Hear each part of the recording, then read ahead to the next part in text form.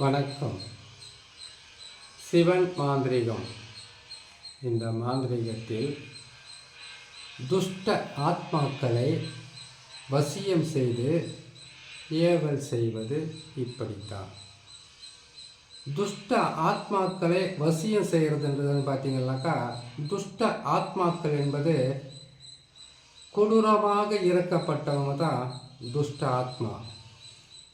துஷ்ட ஆத்மாவிலே மிகவும் முக்கியமானது தற்கொலை செய்து கொண்டவங்கள அவங்களுடைய ஆத்மா அவங்களுடைய ஆயுள் காலம் முடிவதற்கு முன்பதாகவே அவங்க இறந்திருப்பாங்க. அப்படி இறந்தவங்களுக்கு அவங்க ஒரு விபத்து ஏற்பட்டு இறந்தாலும் சரி, இல்லை விஷம் குடித்து சாகிறது, இல்லை தற்கொலை பண்ணிக்கிட்டு சாவதுன்றது, தூக்கு போட்டுக்கிட்டு சாகிறது, ஒரு சிலர் உடலில் தீயை வச்சுக்கிட்டு எரிச்சிக்கிட்டு செத்து போயிடுவாங்க.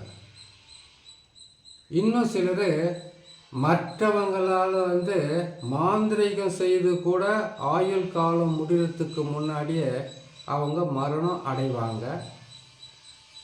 அப்படி மரணம் அடைகிறவங்களுடைய ஆத்மாக்களை வசியம் செய்து ஏவல் செய்வது எப்படின்றதை தான் இப்போ நம்ம பார்க்க போகிறோம்.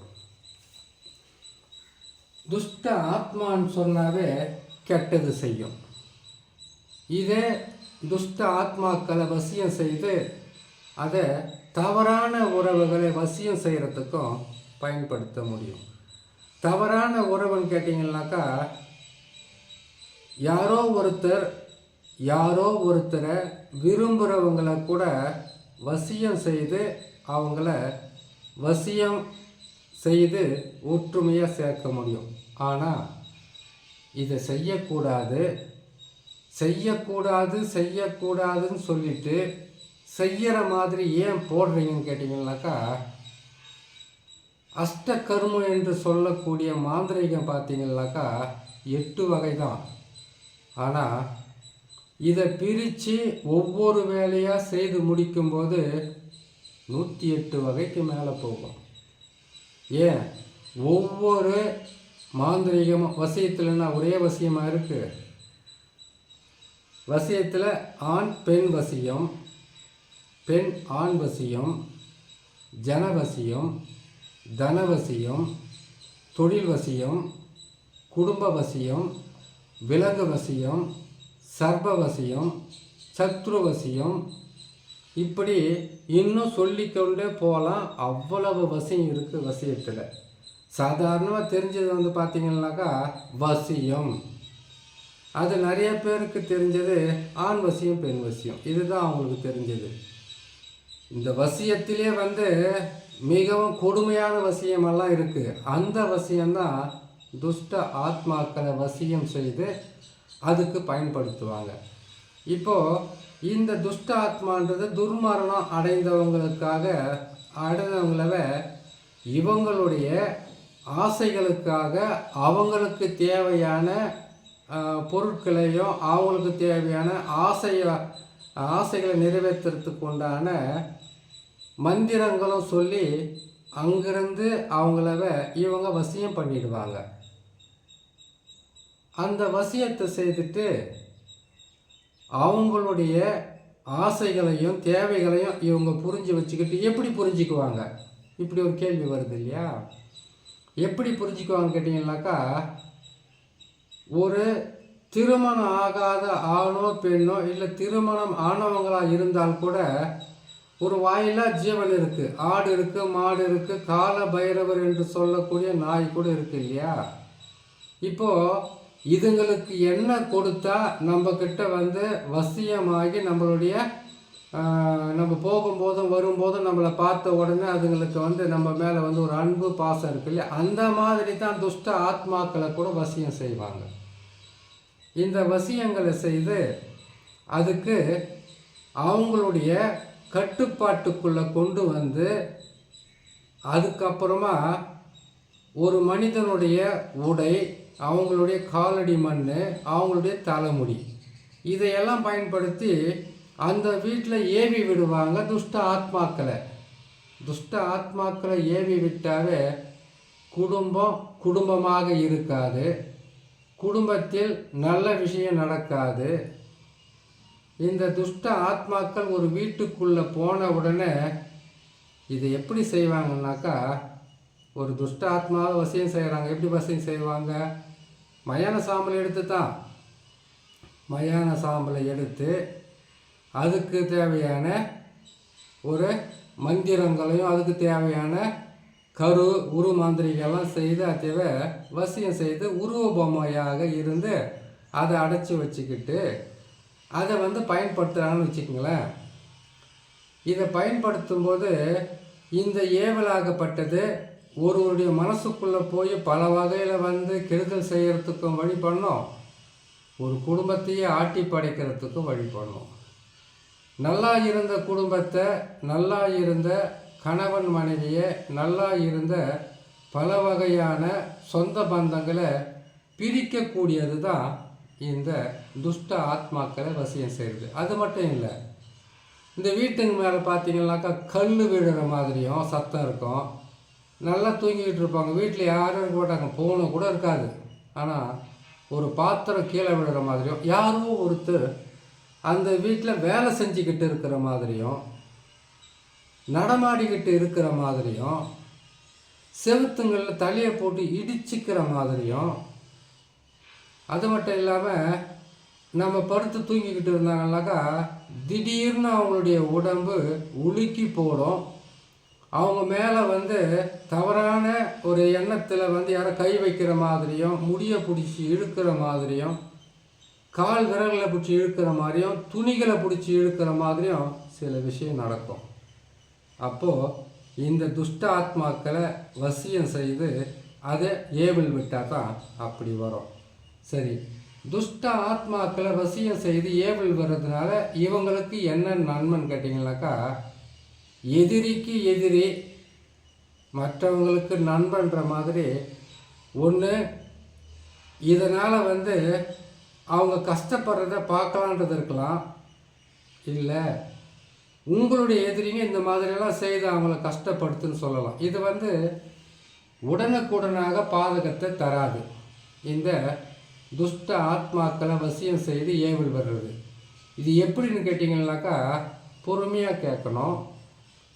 ஆத்மாக்கள் என்றது கேட்டிங்கன்னாக்கா, அதில் உருவமாகவும் மாறும், உருவமே இல்லாத காற்று மாதிரியும் இருக்கும்.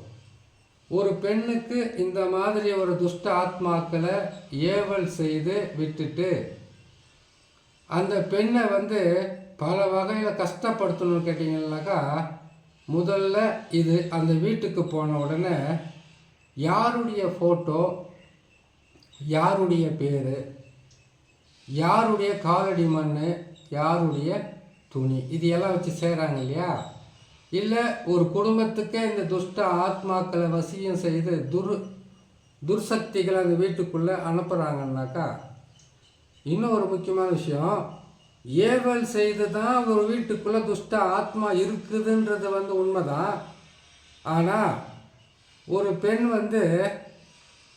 இந்த பெரிய மனுஷி ஆகிற ஆன காலத்தில் முச்சந்தி வழியிலோ இல்லை மாதவிட ஆகக்கூடிய காலகட்டத்தில் ஏதாச்சும் போகக்கூடாத இடம் பக்கம் போயிட்டு வந்தாங்கன்னாக்கா அது அவங்கள பற்றி கொள்ளும், இந்த மாதிரி தொல்லையும் கொடுக்கும். இதுக்கு இருச்சின்னு சொல்லுவாங்க. அப்படி இல்லைன்னு கேட்டிங்கன்னாக்கா, நிறைய காட்டேரி இருக்குது, இருச்சி இருக்குது, அதுக்கப்புறம் எச்சினிகள் இருக்குது, எச்சர்கள் இருக்கிறாங்க, கிங்கர்கள் இருக்கிறாங்க, பௌஷர்கள் இருக்கிறாங்க. ஆத்மாக்களை பொறுத்த வரைக்கும் பூமியில் இறந்த உடனே அது சொர்க்கலோகத்துக்கு போகணுன்னா அது ஆயுள் காலம் முடிஞ்சிருந்து போனால் தான் போன மாதிரி. ஒருவேளை ஆயுள் காலம் முடியலை, அவங்க துர்மரணம் ஏற்பட்டிருக்குது, இல்லை அவங்க தற்கொலை பண்ணிக்கிட்டு இருக்காங்க, இல்லை யாராவது மாந்திரிகம் செய்து கொன்று இருக்காங்க, அப்படியே இல்லைன்னு கேட்டிங்கன்னாக்கா எத்தனையோ வகையில் மனிதனுக்கு மனிதன் பகையாக இருந்து அழிக்க முயற்சி செய்து அழிச்சிடுறாங்க இல்லையா? அவங்களுடைய ஆத்மாக்கள் அவங்களுக்கு அந்த ஆயுள் காலம் முடிகிற வரைக்கும் இந்த பூமியில் தான் இருப்பாங்க. இதைத்தான் மாந்திரிகர்கள் வசியம் செய்து அவங்களுடைய வார்த்தைகளை கேட்டு அவங்களுக்கு கட்டுப்பட்டு நடக்கிற மாதிரி அவங்கள ஏவி விடுவாங்க. இந்த நிலையில் இருக்கும்போது இந்த துஷ்ட ஆத்மாக்கள் வந்து ஒரு வீட்டுக்குள்ளே ஏவல் விட்டாலும் சரி, இல்லை நான் சொன்ன மாதிரி நிறைய பதிவில் சொல்லியிருப்பேன், ஆண் பெண் கலவை, ஆண் பெண் ஒன்று சேர்ந்து இருந்து குளிக்காமல் வெளியில் போனாலும் ஆத்மாக்கள் வரும், அவங்கள பிடிச்சிக்கும். பெண்கள் வந்து மாதவிட ஆன காலத்தில் வெளியில் போனாலும் அப்படி ஒரு பாதகத்தை தரும்.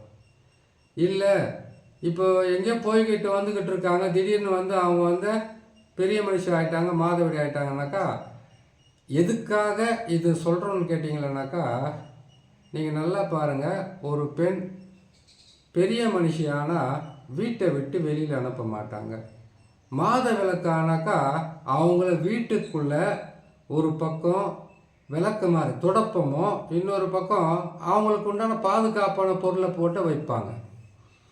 அவங்க வெளியில் போக மாட்டாங்க, எந்த வேலையும் செய்ய மாட்டாங்க, வீட்டில் உக்காந்துக்கிட்டு இருப்பாங்க. இதெல்லாம் வந்து ஒரு 30 வருஷங்களுக்கு முன்னாடி 50 வருஷங்களுக்கு முன்னாடி நடந்துக்கிட்டு இருந்த ஒரு மிகப்பெரிய ஒரு சாங்கிய சம்பிரதாயம். இப்போல்லாம் யாரும் அது செய்கிறதில்ல. ஏன்னு கேட்டீங்கன்னாக்கா, வேகமான உலகம், வேகமாக முன்னேறணுன்ற ஆசையோ இல்லை, இவங்களுக்கு இருக்கக்கூடிய வேலையில் கூட அப்படி போகலாம். அப்படி இருக்கும்போது இந்த ஆத்மாக்கள் முதலில் அவங்களுடைய சுவாசிக்கிற மூக்கு வழியாக போயிடும் உள்ளோ. ஒரு பெண்ணாக இருந்தால் சுவாசிக்கிற அந்த காற்று வழியாக அவங்களுக்கு நேராக போயிட்டு கர்ப்பப்பையில் உட்காரும். கர்ப்பப்பையில் போய் உட்கார்ந்த உடனே கருச்சிதைவு ஏற்படுறது, மாத கணக்கில் அவங்களுக்கு மாதவிட ஆகிறது, மாதத்தில் 2 நாள் ஆகிறது, இல்லை மாதவிடையே ஆகாமல் கடுமையான பிரச்சனைகளும் கஷ்டங்களும் கொடுக்கறது, உடலில் வியாதிகளை வர்ற மாதிரி உருவாக்குறது. ஆள் வந்து வாத உடல் பூத உடல்னு சொல்லுவாங்க இல்லையா, ஒன்று நாளுக்கு நாள் உருகி கொண்டே போவாங்க. அப்படி இல்லைன்னு கேட்டாக்கா பூத உடல் மாதிரி பெருசாக வீங்கிறதுக்கு ஆரம்பிச்சிடுவாங்க. அந்த தோலெல்லாம் பார்த்திங்கனாக்கா ஏற்கனவே இருந்த ஸ்கின் மாதிரி இருக்காது, அவங்களுக்கு தோல் மாதிரி இருக்காது, ஒரு வித்தியாசமான தோலாக மாறுறதுக்கு ஆரம்பிக்கும். முகமெல்லாம் வலிக்க ஆரம்பிக்கும், கை காலெல்லாம் விட்டு போகிற மாதிரி வலிக்கும், ஜாயிண்ட்டுக்கு வலிக்கும். இது எல்லாமே பெண்களுக்கு. ஆண்களுக்கு அப்படியே தலைகீழாக மாறும். எப்படி மாறும்னு கேட்டிங்கன்னாக்கா கொஞ்சம் இதுவாக தான் இருக்கும், சொல்கிறது பொறுமையாக கேட்டுக்குங்க. ஏன்னு கேட்டிங்கன்னாக்கா இருக்கிறத சொல்கிறது தான் நல்லதாக இருக்கும். ஒரு ஆண் சுவாசிக்கும்போது அவங்களுடைய விந்து அணுக்களில் போய் அது சேர்ந்துடும். இதுக்கு மேலே சொல்லக்கூடாது, சொன்னால் அது தப்பாயிடும். விந்து அணுக்களில் போய் அது சேர்ந்த உடனே அவங்களுக்கு தூக்கத்தில் வந்து அவங்களுக்கு வந்து சக்தி வெளியேறுறது. அதுக்கப்புறம் கனவுல பெண்கள் மாதிரி இல்லை, இவங்களுடைய உடலில் வந்து அப்படி ஒரு ஆத்மா உக்காந்துக்கிட்டு பெண்கிட்ட வந்து பேசுகிற மாதிரியும் மற்றபடி கலவையில் இருக்கிற மாதிரியும் இவங்களுடைய உயிர் சக்திகளை பிரிக்கும். ஆனால் அப்படி ஒரு பாதகம் ஆணுக்கு வந்துட்டாக்கா மனைவி மேலே ஆசை இருக்காது, யாருக்கிட்டையும் பேச மாட்டாங்க, தனி மனுஷனாக உட்காருவாங்க. வீட்டில் மனைவியோ பிள்ளைகளை கேட்டால் எரிஞ்சு விழுவாங்க. ஒருத்தருக்கு ஒருத்தர் போகலாம், ஒருத்தருக்கு திருமணமே ஆகாமல் கூட போகலாம், திருமணத்து மேலே நாட்டம் இல்லை ஆசை இல்லாமல் போகலாம். அப்படி திருமணம் செய்யணும்னு கேட்டிங்கன்னாக்கா இந்த துஷ்ட ஆத்மாக்களை வசியம் பண்ணி ஏவல் விட்டுருக்காங்க இல்லையா, இல்லை நீங்கள் அந்த பக்கமாக போனீங்க இல்லையா, அதனால் ஏற்பட்டிருக்கக்கூடிய பிரச்சனையை சரி செய்து உடம்பை குணப்படுத்தி அதுக்கப்புறம் நீங்கள் திருமணம் பண்ணிக்கலாம். பெண்களாக இருந்தால் கருச்சிதைவு ஏற்படும், பல வகையில் பிரச்சனை வரும், உடம்பு வந்து பல வகையில் தொல்லை கொடுக்கும், வியாதியின் பிரச்சனை வரும் சொல்லியா, அதை எடுத்து அதுக்கப்புறமா அவங்கள வந்து வேறு ஏதாச்சும் வந்து திருமணம் செய்கிறது, இல்லை புத்திர பாக்கியம் பெறுறது, இல்லை அந்த குடும்பத்தில் வந்து அவங்களுக்கு உண்டான நன்மைகளை செய்கிறதுக்கு உண்டான வழியை செய்யலாம். துஷ்ட ஆத்மாக்களை வசியம் செய்து ஏவல் செய்தால் இவ்வளவு பாதகமாக இருக்கும். இன்னும் அதிகப்படியான பதிவு இருக்குது, ஒவ்வொரு பதிவை போடுறேன், கேட்டு பயன்பெறுங்க. இன்னொரு நல்ல பதிவில் சந்திக்கிறேன்.